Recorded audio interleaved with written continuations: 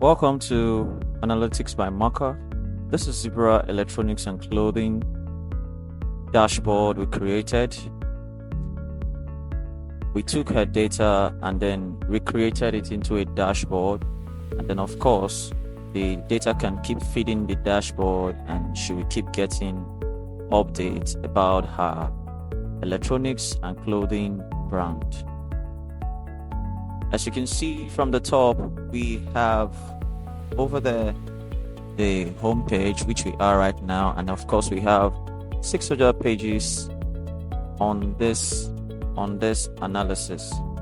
We have the dashboard, we have the sales, we have the product, we have the customer, the store, and then we have the self-service BI. We'll quickly enter the dashboard now and see what it entails. Here in the dashboard, you can see the KPIs, the total sales, the total quantity, the average spend, number of transactions, and the unique customers. And then we have a date slicer that we can easily adjust to see what goes on between a particular time of the year to another time of the year. This dashboard is well detailed, answering all the basic questions. Of course, you can see when I choose a store name to know how a store is performing. I can also narrow that to know my customers that are buying my particular goods. So I can select the gender, maybe female, right now, like I'm selecting. Then of course, I can see that my KPIs are responding according to what I'm selecting. And now let me check how much of the females are really into electronics. Of course, by clicking on electronics, we can all see what is going on here. You can see that we have made over $1 million on just selling electronics to females in Walmart store. How about if we change the store to Target? Okay. It's right about the same amount, but the total quantity changes too. So we can get all this information from this singular dashboard. And of course, this is being fed by the data received from the client. So it is important for you to understand that these data now analyzed in this dashboard can help us, of course, to make right decisions, to understand the kind of content we create. If we were to probably do a design or a video ad for Zebra clothing and electronics clients. Here we have selected all the store name, and as you can see, we have still on the category of electronics and then female. So you can see that from all out of 14 million, the total, we have made 6 million from just selling electronics to the female folks. So it shows that the female are really interested in electronics gadgets. Okay, we can also filter this by any other thing you want, by the product name, which is also there.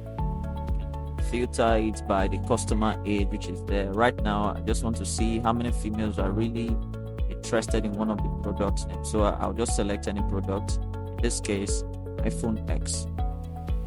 So we can see that we have made over 2 million just selling iPhone X to female. How about MacBook? We have made just 3 million. And of course, Samsung, the last electronic product, we have made, that should be 1 million out of 6 million. Okay, that should be 1 million. So that's what it is there.